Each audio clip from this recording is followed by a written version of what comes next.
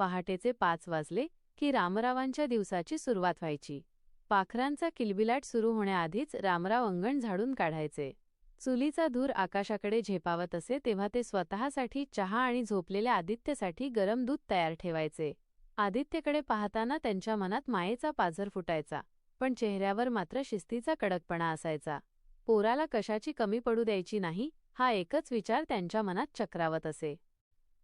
2 वर्षांपूर्वी आजाराने आदित्यची आई सावित्री सोडून गेली आणि घराचा आधारच हरवला. त्या दिवसापासून रामरावांनी स्वतःला बदललं. सकाळी शेतकरी आणि संध्याकाळी आई अशा 2 भूमिका ते वठवू लागले. घरात आता हसण्यापेक्षा भांड्यांचा आवाज जास्त यायचा. आदित्य आईच्या आठवणीने कोपऱ्यात रडायचा, तर रामराव गुरांच्या गोठ्यात जाऊन अश्रू गाळायचे. आईविना घर कसं रितं असतं हे त्या दोघांनाही शब्दात सांगता येत नव्हतं. रामराव कधीच जास्त बोलले नाहीत. आदित्यला वाटायचं की बाबांना आपली काळजी नाही. अभ्यास कर, वेळेवर जेव, यापलीकडे त्यांचा संवाद नसायचा. इतर मुलांचे वडील त्यांना खांद्यावर बसवून जत्रेत फिरवायचे, पण रामराव मात्र आदित्यला लांबूनच डोळे वटारून पाहायचे. आदित्यच्या मनात ही धारणा पक्की झाली की बाबा खूप कठोर आहेत, पण त्याला हे माहीत नव्हतं की रामरावांचे हात रापलेले होते, कारण ते त्याच्या भविष्यासाठी मातीत राबत होते. आदित्य अभ्यासात हुशार होता. शाळेतील शिक्षक म्हणायचे, रामराव, तुमचा मुलगा एक दिवस तुमचं नाव काढेल. हे ऐकताना रामरावांची छाती अभिमानाने फुगायची, पण ते फक्त मंद हसायचे. आदित्यला वाटायचं की बाबांना आपल्या यशाचं काहीच वाटत नाही. पण त्याच दिवशी रामराव गुपचूप गावातल्या देवळात जाऊन नारळ वाढवून आले होते. हे आदित्यला कधीच कळलं नाही. 10वीत चांगले गुण मिळाल्यावर आदित्यने जिद्दीने सांगितलं, बाबा, मला शहरात जाऊन कॉलेज करायचं आहे.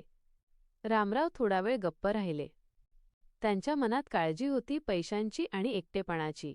ते कोरडेपणाने म्हणाले, स्वप्न पाहणं सोपं असतं पोरा, पण ती पूर्ण करताना रक्त आटवावं लागतं. आदित्यला वाटलं बाबा त्याला अडवत आहेत. त्या रात्री दोघांमध्ये अबोला धरला गेला. एकदा मध्यरात्री आदित्यला जोराचा ताप भरला व थंडीने कुडकुडत होता. तापाच्या भरात त्याने आई म्हणून हाक मारली. रामराव घाबरून उठले. त्यांनी पूर्ण रात्र त्याच्या कपाळावर पाण्याच्या घड्या ठेवल्या. आई असती तर हे सोपं झालं असतं, असं म्हणताना रामरावांच्या डोळ्यांतून पाणी आलं. सकाळी जेव्हा आदित्य शुद्धीवर आला तेव्हा त्याला दिसलं की बाबा खुर्चीतच झोपले आहेत आणि त्यांच्या हातात पाण्याचा रुमाल आहे. अखेर आदित्यच्या शहरात जाण्याचा दिवस उजाडला.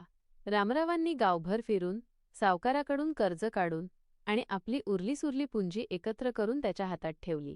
बसस्टँडवर सोडायला गेल्यावर ते फक्त एवढंच म्हणाले, शहराच्या झगमगाटात स्वतःला हरवून नकोस.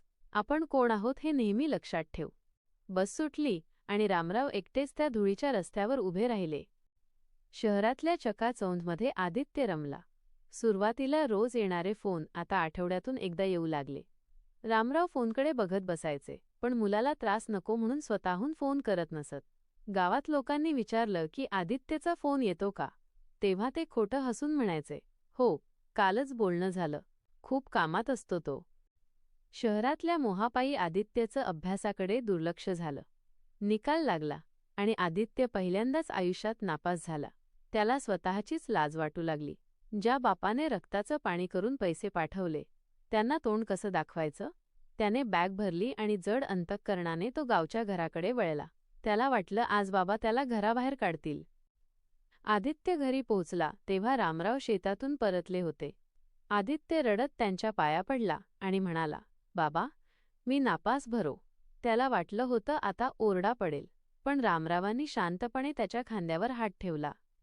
जा, आधी हातपाय धुवून जेवून घे. अपयश ही शेवटची पायरी नसते, एवढंच ते म्हणाले. त्या रात्री आदित्यला समजलं की जगाने पाठ फिरवली तरी बाप कधीच पाठ फिरवत नाही. आदित्यला जुन्या पेटीत काही कागदपत्र सापडली. त्याला कळलं की रामराव स्वतः तरुणपणी खूप हुशार होते. त्यांना वकील व्हायचं होतं. पण आदित्यच्या आजोबांच्या निधनानंतर घर सावरण्यासाठी त्यांनी शिक्षण सोडलं आणि नांगराला हात लावला. ज्यांनी स्वतःचं स्वप्न मारलं ते आज आपल्या स्वप्नासाठी झटत होते. हे पाहून आदित्यच्या डोळ्यांतून अश्रूंच्या धारा वाहू लागल्या. त्या दिवसापासून आदित्य बदलला. तो पुन्हा शहरात गेला, पण यावेळी त्याच्या डोळ्यासमोर केवळ पुस्तकं नव्हती, तर बापाचा घाम गाळलेला चेहरा होता. रामराव दररोज सकाळी देवापाशी दिवा लावून मुलाच्या यशाची प्रार्थना करायचे. आदित्य रात्र जागून अभ्यास करू लागला. बाप आणि मुलगा दोघंही आपापल्या जागी लढत होते. अखेर तो दिवस आला. आदित्यला एका मोठ्या कंपनीत मोठी नोकरी मिळाली. पहिला पगार हातात पडताच तो सरळ गावी धावला. त्याने बाबांसाठी एक नवी कोरी चप्पल घेतली, कारण रामरावांची चप्पल कितीतरी जागी फाटली होती. जेव्हा आदित्यने त्यांच्या पायात चप्पल घातली तेव्हा रामरावांनी त्याला कडकडून मिठी मारली. 50 वर्षांच्या आयुष्यात ते पहिल्यांदाच ढसाढसा रडले.